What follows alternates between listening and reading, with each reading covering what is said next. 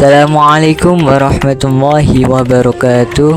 Halo teman-teman, saya Muhammad Haikal Alwi dari kelas 10 TITL 2, nomor absen 17. Kali ini saya akan membahas biografi dan perjuangan dari pahlawan nasional yang datang dari kalangan kiai dan ulama. Salah satunya adalah Kiai Haji Abdul Wahid Hasyim, dikenal sebagai Kiai Haji Wahid Hasyim. Kiai Haji Wahid Hasyim bukan hanya unggul dalam bidang agama Islam, beliau juga memiliki jasa besar pada masa kemerdekaan Indonesia. Sekarang kita akan mencoba mendalami cara pikir, gagasan, dan perubahan-perubahan yang dibawanya, khususnya dalam bidang politik dan agama. Masa kecil dan pendidikan. Pada malam 1 Juni 1914, seorang yang terpandang di daerahnya, Kiai Haji Hasyim Asy'ari beserta istri keduanya, Nyai Nafiqah, tengah bersiap untuk menyambut kelahiran bayi mereka. Pada malam itu, lahirlah seorang bayi laki-laki yang diberi nama Muhammad Asy'ari. Namun, seiring perkembangannya, bayi itu terus-menerus sakit. Akibatnya, Hasyim dan Nafiqah memutuskan mengganti nama anak itu dengan nama Abdul Wahid Hasyim yang akrab dipanggil Mudin. Tidak seperti anak-anak orang penting lain, Wahid tidak mengenyam pendidikan di sekolah Belanda bernama Hollands Inland School.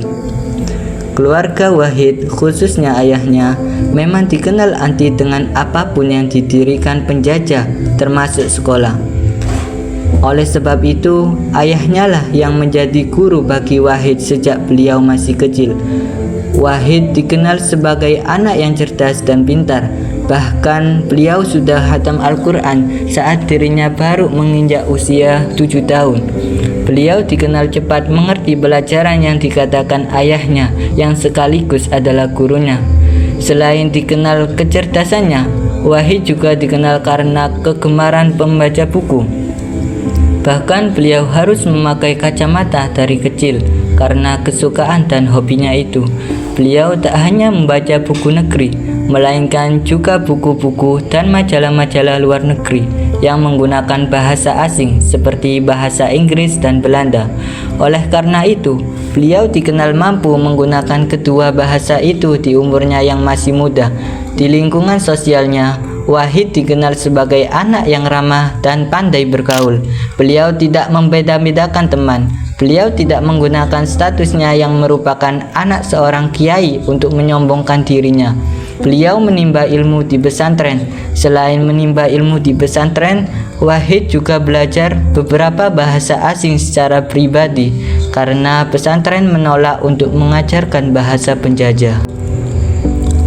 Pernikahan dan keluarga.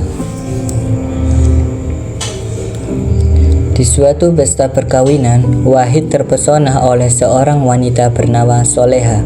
Soleha tidak begitu cantik, tetapi seperti ada sesuatu di dalam diri Soleha yang membuat Wahid terpesona.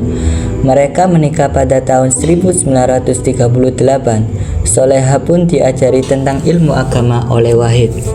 Di rumah tetangganya, Wahid mengajarkan anak-anaknya tentang demokrasi. Beliau membebaskan anak-anaknya untuk memilih sekolah, bahkan aliran politik. Rumah Wahid seringkali menjadi tempat singgah para tokoh politik dari berbagai partai dan ideologi. Wahid menganggap bahwa perbedaan pandangan politik adalah sesuatu yang wajar dan tidak boleh dipaksakan. Wahid pun sering singgah di rumah para politikus itu untuk mendiskusikan politik. Politik adalah tema yang selalu mereka diskusikan. Pesantren dan Nahdlatul Ulama. Pada akhir April tahun 1942, pasukan Jepang menangkap ayah Wahid, Kiai Haji Hasyim Asy'ari, karena memang pada waktu itu semua kegiatan politik dilarang. Organisasi partai, organisasi sosial, dan organisasi keagamaan dibekukan. Hasyim ditangkap karena menolak melakukan sekere, yaitu kewajiban membukukan badan ke arah Tokyo setiap pukul 7 pagi. Namun, setelah 4 bulan, Hashim dibebaskan karena ada negosiasi yang dilakukan Wahid dengan salah satu anggota tentara Jepang. Sejak itu, Wahid mulai lebih sering berada di Jakarta atau di Surabaya, mengurus Nahdlatul Ulama dan Majelis Syuro Muslimin Indonesia atau Masyumi. Pada pertengahan Juli 1947, Belanda melangsungkan agresi pertamanya. Walau Indonesia sudah menyatakan kemerdekaannya, Indonesia tetap saja diserang oleh Belanda. Tujuannya demi merebut kembali wilayah-wilayah yang mereka anggap milik mereka. Bung Tomo, pemimpin Laskar Rakyat di Surabaya, meminta Hasyim Asy'ari untuk mencari perlindungan. Namun tak lama, Kiai Haji Hasyim Asy'ari menghembuskan nafas terakhirnya pada 25 Juli 1947. Sepeninggal ayahnya, Wahid memimpin pesantren Tebu Ireng. Beliau membawa warna baru di pondok pesantren itu. Beliau memasukkan pelajaran-pelajaran non-agama seperti bahasa asing. Beliau juga mengajarkan tentang wawasan kebangsaan. Wahid mengembangkan infrastruktur pesantren seperti perpustakaan dan bahan bacaan di dalamnya. Sayangnya, perkembangan pesat Tebu Ireng diganggu oleh Belanda pada sekitar tahun 1948. Namun dua adik Wahid kembali membereskan dan membenahi pesantren yang berantakan. Wahid mempelopori berdirinya pesantren-pesantren yang lebih banyak mengajarkan pelajaran umum dibandingkan pelajaran agama. Ini adalah sebuah terobosan dari Nahdlatul Ulama. Terobosan tersebut berasal dari Wahid. Beliau beranggapan bahwa tokoh sebagian besar murid tidak menjadi ulama. Lebih baik mereka dibekali keterampilan praktis. Beliau bahkan memasukkan bahasa asing seperti bahasa Jerman dan Inggris ke dalam kurikulum madrasah Nizamiyah, sebuah madrasah yang didirikan oleh Wahid di pesantren Tebu Ireng pada tahun 1934. Beliau aktif di dalam MIAI dan menjadi ketua pada 1939 mewakili NU. Beliau bekerja di bidang pendidikan di sana. Beliau banyak bertugas. Beliau menambah jumlah madrasah di seluruh Indonesia dan meningkatkan kualitas guru. Beliau memang bertekad untuk memajukan pendidikan di negeri ini. Kehidupan politik. Wahid Hasyim juga pernah menjabat sebagai Menteri Agama. Saat menjabat sebagai Menteri Agama, Wahid mengeluarkan peraturan pemerintah pada 20 Januari 1950 yang mewajibkan pendidikan dan pengajaran agama di lingkungan sekolah umum, baik negeri maupun swasta. Menurutnya, sejak mengadopsi sistem pendidikan barat yang sekuler, banyak hal yang hilang dari sistem pendidikan nasional, yaitu nilai dan moral. Beliau juga bisa dibilang adalah seorang yang mendirikan sekolah tinggi Islam yang sekarang disebut Universitas Islam Indonesia. Saat beliau menjadi Menteri Agama, madrasah dan perguruan tinggi Islam bermunculan di seluruh tanah air. Selain di bidang keagamaan, beliau juga berkiprah di bidang politik, khususnya di masa-masa sebelum dan sesudah kemerdekaan. Sebagai anggota Panitia 9, beliau merumuskan dan meletakkan dasar-dasar konstitusi ketika Indonesia baru merdeka. Beliau selalu teguh memperjuangkan kepentingan umat Islam, tetapi berkompromi ketika Bhinneka Tunggal Ika disepakati sebagai asas negara. Hasyim sangat tidak menyukai penjajah, entah itu Belanda ataupun Jepang. Setahun sebelum Indonesia merdeka, Hasyim pernah berpidato berapi-api di depan banyak orang tentang kemerdekaan. Wahid Hasyim yakin bahwa kemerdekaan Indonesia sudah dekat.